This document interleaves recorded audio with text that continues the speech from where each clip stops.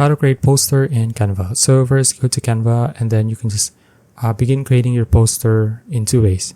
First is you can just create them from scratch, or you can just use templates here on Canva to begin creating your poster. Okay, so first one is click on create here at the top left, and then just click on custom size, and then just type in the size of your poster, and then choose the units, and then click on create new design. Okay, and then you can begin creating your poster from scratch. So if you want to use templates, you can just click on templates here at the left side, then just type in poster here, or what kind of poster you want to create.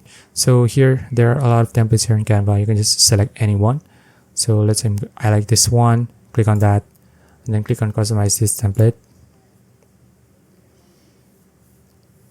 Okay, now once this opened up, you can begin changing the colors, the sizes of the text, change the fonts, the words of course, and then you can change the pictures as well. Okay, so once you're done customizing all of this, you can just download it.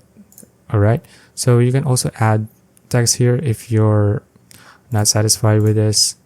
So that's basically it. Okay, so that's it. If you found this video useful, please like and subscribe for more videos like this. See you in the next one.